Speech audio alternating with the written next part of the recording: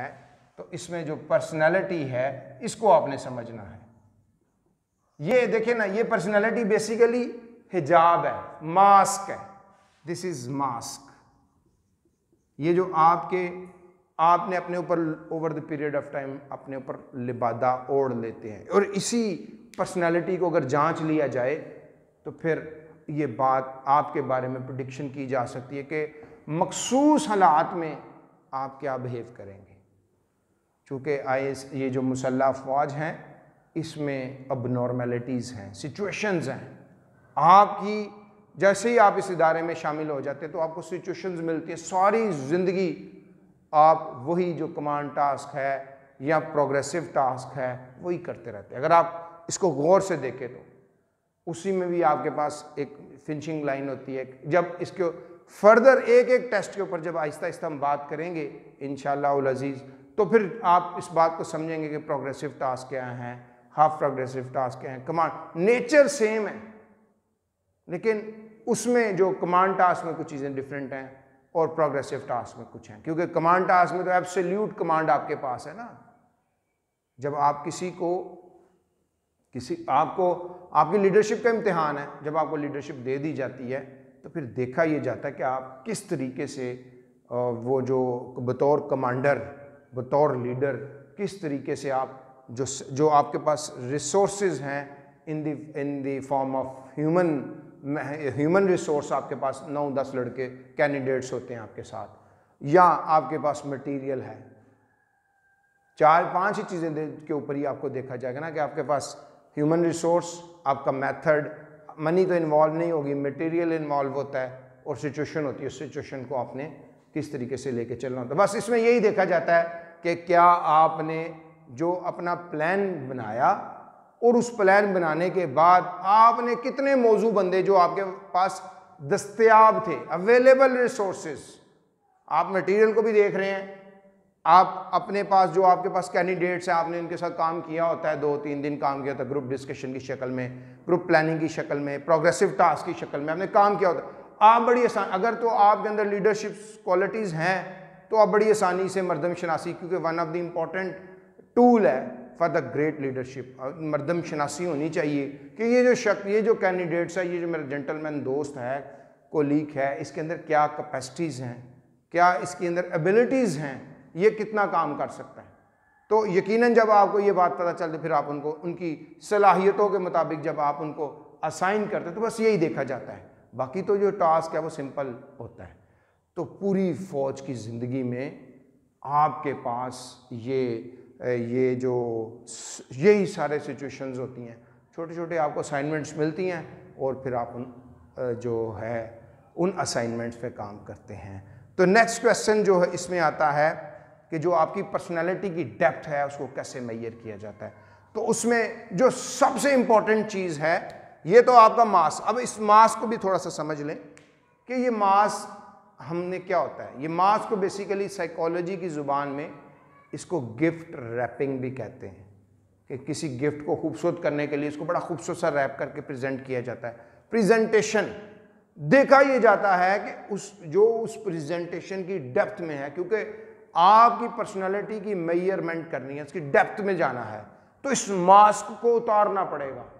और वे जापानीज ये बात कहते हैं कि आपकी शख्सियत के 3 मास्क होते हैं आपके पास रोज़मर्रा ज़िंदगी में। एक मास्क वो है जो आप पब्लिक को दिखाते हैं, सारी पब्लिक को आप एक मास्क दिखाते हैं, बड़ा अच्छा बने हुए हैं, बड़े जेंटलमैन हैं, बड़ा ही जो महज़ब साफ़ सुथरे कपड़े पहनते हैं और नपी तुली बात कर रहे हैं। ये तो आपकी पब्लिक हो गई। सियासतदानों में तो आपने अक्सर देखा ही होगा कि उनका कितना खूबसूरत मास्क होता है, और पाकिस्तान में तो ये बिकता ही बहुत है ना, तब्दीली के नाम पे और पता नहीं क्या क्या। कोई मैं आपको यहाँ पे सियासी बात नहीं करना चाहते, लेकिन आपके नॉलेज के लिए बात आपको बता दें कि पाकिस्तान में जो अवेलेबल लीडरशिप है, पॉलिटिकल लीडरशिप है, इनमें किसी के पास भी कोई सलाहियत नहीं है कि हमारी जो इकोनॉमी है इसको बेहतर कर सकें। इनकी वजह से इतने मुश्किल हालात बन गए। ये सिर्फ एक तरीके से हम करेंगे इंशाअल्लाह, हमारी कौम में ये पोटेंशियल, हम अपनी कौम को उम्मीद दिलाएंगे, उनको ये बात सिखाएंगे कि मुसलमान जो है, जो आशिक़ रसूल है, वो सेल्फ सफिशिएंट होता है, खुद इन्हिसारी आप सल्लल्लाहु अलैहि वसल्लम के पास एक भीख मांगने वाला जब आया था तो आपने उसको भीख नहीं दी थी, बल्कि आपने उसको क्या दिया था, आपने उसको रास्ता दिखाया था कि अपने घर से चीज़ें लाओ, उसको बेचो, उसका कुल्हाड़ा खरीदो, कुल्हाड़ा खरीद के लकड़ियाँ काटो और लकड़ियाँ काट के अपनी मईशत को बेहतर करो। और ये हमारे नबी सल्लल्लाहु अलैहि वसल्लम का सबक है। तो पब्लिक जो हमारा फेस है उसमें हम अपने आप को बहुत अच्छा बता रहे होते हैं। दूसरा जो हमारा फेस होता है वो हमारा घर का, जो हम घर के अंदर बिहेवियर होता है हमारा अपने बहन भाई अजीज़ों कारब। देखिए ना, ये अल्लाह के नबी सल्लल्लाहु अलैहि वसल्लम जो हैं ये बहुत बड़े नफ्सियात दान भी थे और आज भी उनसे बड़ा नफ्सियात दान नहीं आपको मिलेगा।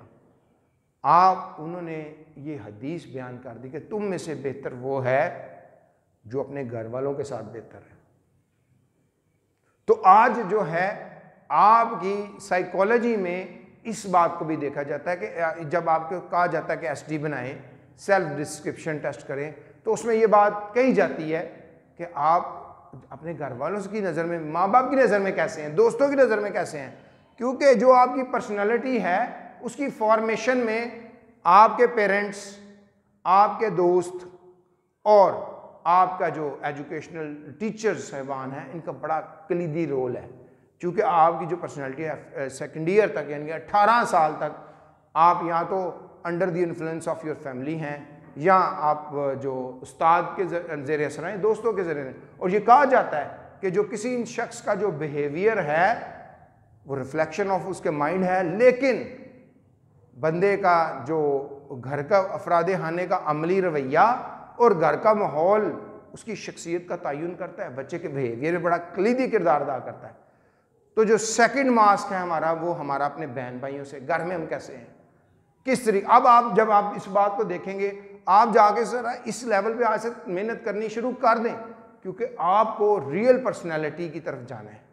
जब तक आप अपने इन मास्क के हवाले से खुद पे चेक नहीं रखेंगे, खुद के ऊपर नहीं अकाउंटेबल होंगे, सोचेंगे नहीं, गौर फिक्र नहीं करेंगे, तो आपको इन मास्क के बारे में पता नहीं चलेगा।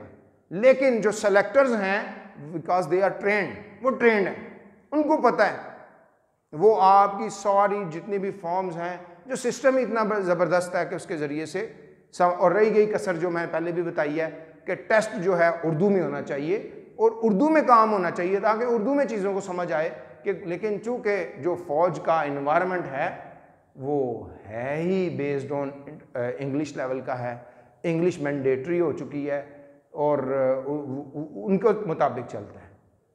आज हमें दुनिया के साथ रहना है। पाकिस्तानी तो दिन ब दिन इनका जो लेवल है डाउन होता जा रहा है और ये बात समझी जाती है। हमारे यहाँ तो इस बात को समझा जाता है, भाई वो पेंडू है, अंग्रेजी नहीं बोल सकता, वो पेंडू है। ये कॉन्सेप्ट आ गया ना, तहें हैं एहसास कमतरी की। जिस लेवल पे कोई बड़ा बैठा हुआ है उसके ऊपर भी एक तय चढ़ी हुई है एहसास कमतरी की। लेकिन चूंकि आप कैंडिडेट्स हैं, आपने इस तरफ जाना है, हम कोई रिफॉर्मर्स है नहीं है कि हमने रिफॉर्म्स करने हैं, हमने तो अपने आप को बेहतर करना है और जो इदारा है उसके अंदर जाना है। हाँ, अल्लाह ताला आपको मौका दे, कल आप पॉलिसी मेकर्स बने तो आप बतदरीज इस पॉलिसी को तब्दील कर दें कि जी ठीक है, ओके, हम पाकिस्तान में पाकिस्तानियत को राइज करते हैं। वज़ीर आज़म साहब ने कहा भी था, लेकिन ये बात कहने की है। ये सिस्टम ही ऐसा बना दिया गया है कि अगर हम इसको पाकिस्तानियत के लेवल पे ले आएंगे तो खुदा ना सक शायद फ़ौज वो लेवल ही ना आ पाए। तो ये बड़े सगीर के DNA में शामिल हो चुका है कि एहसास कमतरी ही रहना है, दूसरों को फॉलो करना है। तो लिहाजा ये तब्दील नहीं होगा। तो ये आपने खुद कोशिश करनी है, क्योंकि अंग्रेज़ी भी सीखनी है रिकमेंड होने के लिए, और सेकेंडली आपने जो काम करना है वो ये करना है, खुद अपने मास्क को समझना है कि जो मेरा पब्लिक मास्क है उसमें मैं कैसा हूँ और जो मेरा घर का मास्क है उसमें मैं कैसा हूँ, मेरा बिहेवियर कैसा है, क्या चीज़ें पढ़ी हैं। न्यूटन के जो फर्स्ट लॉ के मुताबिक क़यामत तक वहीं पड़ी रहेंगी जब तक कोई नहीं आएगा। तो अगर आप अपने घर में अपने कमरे की सफाई करते हैं, अपने जूते साफ करते हैं, काम करके नहीं जतलाते, तो इसका मतलब ये है कि आपकी पर्सनैलिटी में आपको कोई चीज़ें मगअप करने की ज़रूरत नहीं पड़ेगी, वरना फिर आपको मगअप करने की, रट्टा लगाने की ज़रूरत पड़ेगी रियल पर्सनैलिटी के लिए। क्योंकि जो कोर है इस सारे टेस्ट की वो रियल पर्सनैलिटी है, आपकी रियल पर्सनैलिटी को निकाला जाएगा। तो सेकंड फेस, सेकंड मास्क जो है वो आपका घर का बिहेवियर है। और एक तीसरा मास्क भी है, one of the important mask.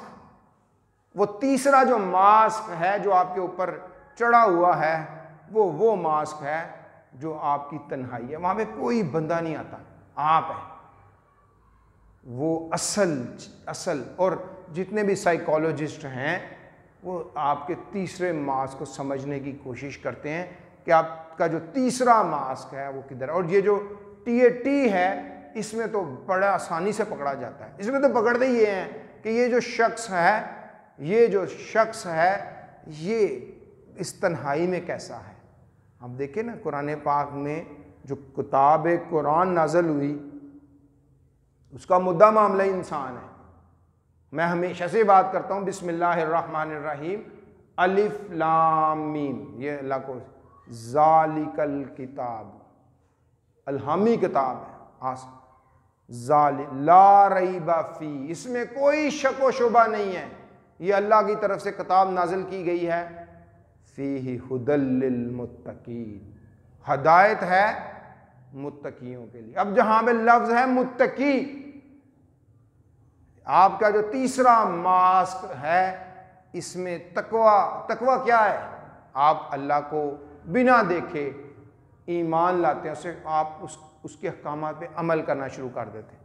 रोज़े को क्यों कहा है तकवा के करीब है? उसकी प्रैक्टिकल एग्जांपल है, रोज़े में आप तकवा क्यों इख्तियार हो जाता है? क्योंकि आप सहरी के वक्त रोज़ा रखते हैं। हम जैसे भी हैं ना, मैंने बहुत से लोग बड़े हम आम से मुसलमान भी हैं, हम खाने पीने में डंडी नहीं मारते। हम ये नहीं कहते कि हमारा रोज़ा होता है तो हम परफेक्टली रोज़ा बताते हैं। हमारा अगर कि हम छुप के पानी नहीं पीते, हम कोशिश करते हैं कि हम ऐसे काम ना करें, तो उस वक्त तकवे की स्टेट होती है। ये तीसरा मास्क इज़ वेरी इंपॉर्टेंट। और इस तीसरे मास्क में आपकी असल पर्सनैलिटी छुपी होती है, आपका लाशऊर।